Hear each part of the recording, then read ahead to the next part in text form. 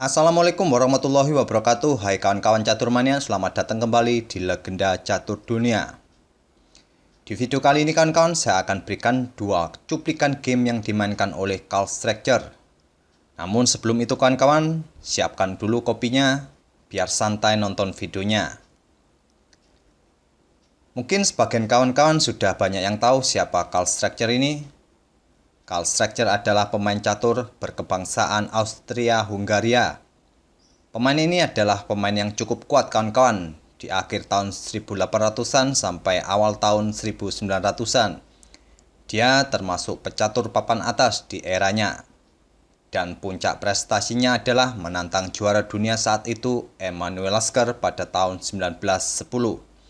Tapi sayangnya Carl Structure belum bisa merebut gelar dari Emanuel Lasker saat itu. Dan di video kali ini, dua game dari Carl Structure saat berhadapan dengan Jacob Bendiner dan melawan Walter Fried, di mana kawan-kawan nantinya akan bisa melihat bagaimana permainan Carl Structure mengorbankan menterinya untuk mendapatkan skak mat. Kita langsung saja kawan-kawan ke permainannya. Game yang pertama ini, Carl Structure berhadapan dengan Jacob Bendiner bermain di Vienna, Austria, tahun 1893. Carl Structure memegang putih, Jacob Bendiner memegang hitam. Structure mengawali permainan dengan pion E4, dibalas Bendiner pion E6. Pion D4 lanjut Structure dan pion D5. Bendiner bermain dengan French defense. Mungkin langkah berikutnya yang cukup populer bagi putih dalam permainan French defense adalah kuda ke C3, kuda ke D2, ataupun mendorong pion ke petak E5 merupakan langkah yang cukup populer dalam permainan French defense ini. Tapi kali ini kawan-kawan, Carl Structure memilih memainkan gajah ke D3. Bendiner melanjutkan pengembangan kuda ke F6. Carl Structure pun melanjutkan kuda ke C3. Gajah ke B4 mengepin kuda dan Structure memutuskan pukul pion pusat hitam, kembali dipukul dengan pion, dan Structure melanjutkan pengembangan kuda F3. Bendiner rokade pendek, Carl Structure pun mengikuti rokade pendek. Bendiner melanjutkan gajah ke G4, kembali mengepin kuda putih. Langkah yang sama dilakukan Carl Structure dengan gajah ke G5 ngepin kuda hitam. Pion C6 lanjut Bendiner memperkuat posisi pion pusatnya di D5. Carl Structure melanjutkan langkahnya dengan kuda ke E2. Mungkin langkah Carl Structure ini terlihat merupakan langkah blunder karena memberikan kesempatan gajah hitam untuk memukul kuda di F3 ini. Tentu saja gajah pukul kuda merupakan langkah terbaik dalam posisi seperti ini. Structure pun memukul balik gajah dengan pion. Bendiner melanjutkan pengembangan kuda ke D7, kuda putih ke G3, dan Bendiner menarik gajahnya ke D6. Menempatkan gajah pada posisi yang strategis untuk mengincar sayap Raja Putih. Karena terlihat permainan akan berpusat di sayap Raja di langkah-langkah berikutnya, oleh karena itu hitam menarik gajahnya ke petak D6 ini. Structure melanjutkan Raja ke H1. Di sini sudah nampak jelas kawan-kawan tujuan dari Carl Structure tadi, yaitu membiarkan gajah hitam untuk pukul kuda yang ada di F3, sehingga lajur G sudah semi terbuka. Yang kemudian di langkah berikutnya Structure akan menempatkan beteng di G1. Bendiner merespon langkah ini dengan menteri ke C7, menempatkan pada diagonal yang sama dengan gajah hitam untuk menekan sayap Raja Putih. Structure melanjutkan rencananya beteng ke G1. Raja hitam ke H8, menghindari satu lajur dengan beteng putih. Kuda ke F5, memberi tekanan pion di G7, sekaligus langkah ini merupakan langkah pengorbanan bagi pion putih yang ada di H2 untuk dipukul gajah hitam. Tapi sayangnya di posisi seperti ini, Bendiner lebih memilih menggeser betengnya ke G8. Carl Structure melanjutkan menteri ke D2, tetap membiarkan hitam untuk memukul pion yang ada di H2 ini. Coba kita lihat kawan-kawan, apabila gajah pukul pion di H2, mungkin simpel saja bagi Structure untuk mendorong betengnya ke G2. Apabila gajah kembali ke D6, Kemungkinan putih akan menjawab dengan pion H4 untuk menutup diagonal petak gelap bagi gajah yang kemungkinan ke depan beteng akan digeser ke petak H2. Lagi-lagi di posisi seperti ini, hitam tidak tertarik untuk memukul pion H2 ini, lebih memilih kuda ke H5. Schlechter melanjutkan mendorong beteng ke G4. Beteng hitam ke E8. Beteng putih bergeser ke H4 mengancam kuda di backup dengan kuda yang lain di F6 dan Schlechter melanjutkan menggeser beteng A ke G1. Sampai langkah ke-18 ini kawan-kawan, posisi Carl Schlechter dalam posisi menekan hitam. Apa yang bisa diperbuat dalam posisi seperti ini oleh Jacob Bendiner? Jacob Bendiner memainkan pion G6 mengancam kuda. Di posisi yang cukup kompleks seperti ini kawan-kawan, Carl Schlechter tidak memindahkan kuda di petak F5 ini kawan-kawan. Di langkah berikutnya, Carl Schlechter memutuskan pukul kuda F6 skak, kuda pukul gajah, dan menteri ke G5. Schlechter kembali tidak memindahkan kuda F5-nya ini. Jika pion hitam pukul kuda putih, menteri akan pukul kuda dan skak raja hitam, yang kemudian hanya bisa ditutup dengan beteng dan kembali dipukul dengan menteri skak mat. Di posisi seperti ini, Jacob Bendiner membackup kudanya dengan beteng ke E6. Schlechter melanjutkan langkahnya dengan beteng ke G4.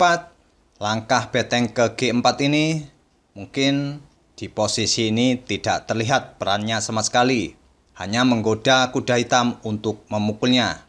Tapi Bendiner tidak tergoda untuk memukul beteng di G4 ini. Coba kita lihat kawan-kawan apa jadinya jika kuda pukul beteng. Maka ancaman skakmat di 3 langkah berikutnya tak akan bisa dibendung lagi oleh hitam. Dengan kembali mengorbankan beteng pukul pion H7 skak, tak ada pilihan lain bagi raja pukul beteng, menteri ke H4 skak hanya bisa ditutup dengan kuda, dan menteri pukul kuda skak mat. Oleh karena itu, di posisi seperti ini, Jacob Bendiner tidak memutuskan untuk pukul beteng. Dia melangkahkan gajah ke F8, langkah preventif untuk mengontrol peta H6, agar para perwira putih tidak berani untuk menepati peta H6 ini. Dalam posisi seperti ini, Jacob Bendiner tidak menyadari ancaman skakmat dari Carl Schlechter di 4 langkah berikutnya. Coba pause video ini kawan-kawan untuk beberapa detik. Temukan 4 langkah dari Carl Schlechter di langkah berikutnya untuk skakmat raja hitam. Apakah sudah ketemu kawan-kawan 4 langkah berikutnya dari Carl Schlechter untuk skakmat raja hitam? Langkah yang pertama adalah Schlechter mengorbankan menterinya pukul kuda skak. Tak ada pilihan lain bagi beteng pukul menteri. Langkah kedua dari Schlechter, beteng pukul pion H7 skak. Raja pukul beteng, beteng bergeser ke H4 skak hanya bisa ditutup dengan gajah, dan langkah keempat, beteng pukul gajah, skak mat. Itulah kan game yang pertama dari Carl Schlechter melawan Jacob Bendiner. Dan kita lanjut ke game yang kedua dari Carl Schlechter berhadapan dengan Walter Frith. Dan game yang kedua ini, Carl Schlechter berhadapan dengan Walter Frith, bermain di Vienna, Austria tahun 1897. Carl Schlechter memegang hitam, Walter Frith memegang putih, mengawali permainan dengan pion F4 dengan pembukaan bird atau bird opening, yaitu pembukaan yang dipopulerkan oleh Henry Bird, master catur asal Inggris. Carl Schlechter meresponnya dengan pion E5, bermain dengan From Gambit. Ini adalah gambit yang sering dipakai untuk menghancurkan pembukaan bird opening. Walter Frith memutuskan menerima From Gambit pion pukul pion. Schlechter melanjutkan dengan pion D6. Kembali Frith memukul pion. Schlechter memukulnya dengan gajah. Sudah jelas kawan-kawan, di posisi seperti ini, ancaman hitam untuk putih adalah skak raja dari menteri di petak H4 di langkah berikutnya. Apabila ditutup dengan pion di G3, maka gajah akan pukul pion yang ada di G3. Ancaman ini diantisipasi dengan kuda ke F3, mengontrol petak H4. Karl Schlechter melanjutkan kuda ke F6.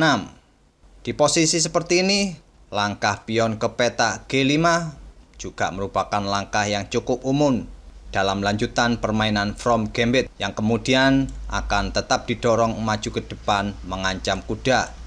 Tapi Karl Schlechter lebih memilih memainkan kuda ke F6.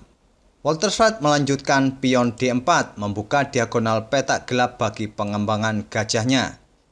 Schlechter mengembangkan kuda di C6, gajah ke G5 mengepin kuda, pion H6 mengancam gajah, gajah mundur ke H4. Schlechter kembali mengancam gajah, gajah mundur ke F2. Schlechter kembali memberi tekanan pada gajah putih petak gelap dengan kuda E4. Walter Freit meresponnya dengan pion E3 membuka diagonal petak terang bagi pengembangan gajah. Schlechter pun tidak mengendorkan tekanannya, kali ini mendorong pion ke G4 mengancam kuda. Walter Freit tidak melangkahkan kudanya dari ancaman pion hitam, melangkahkan gajah ke H4 untuk mengancam menteri hitam. Di posisi ini kawan-kawan, langkah terbaik apa yang harus dilakukan oleh hitam? Apakah menghindari ancaman dari gajah putih? Atau menutup ancaman itu dengan kuda atau dengan gajah? Langkah terbaik bagi hitam di posisi seperti ini adalah pion pukul kuda, mengorbankan menterinya. Dan jawaban terbaik bagi putih di posisi seperti ini adalah menteri pukul pion, tidak menerima pengorbanan menteri hitam, walaupun putih akan kembali kehilangan gajahnya. Tapi sayangnya kawan-kawan, di posisi seperti ini, Walter Freit menerima pengorbanan menteri hitam, gajah pukul menteri. Karl Schlechter melanjutkan langkahnya dengan pion F2 skak, raja ke E2, gajah ke G4 skak, raja ke D3. Di sini Karl Schlechter mempunyai kesempatan untuk memukul menteri putih. Tapi Schlechter melanjutkan perburuan rajanya dengan kuda ke B4 skak, raja pukul kuda. Mungkin langkah terbaik bagi raja putih adalah ke C4. Walaupun putih harus kehilangan menterinya, tapi langkah raja ke C4 ini adalah langkah terbaik di posisi seperti ini. Tapi sayangnya di posisi seperti ini, Walter Freit memutuskan pukul kuda. Tentu ini adalah langkah blunder, karena setelah pion maju ke F5, ini adalah skak mat. Itulah kawan-kawan 2 game dari Karl Schlechter, master catur asal Austria. Semoga video ini menginspirasi kawan-kawan dan menjadi bahan referensi bagi kawan-kawan semua dalam bermain catur. Terima kasih telah menyaksikan video kali ini. Sampai bertemu di video-video berikutnya. Wassalamualaikum warahmatullahi wabarakatuh.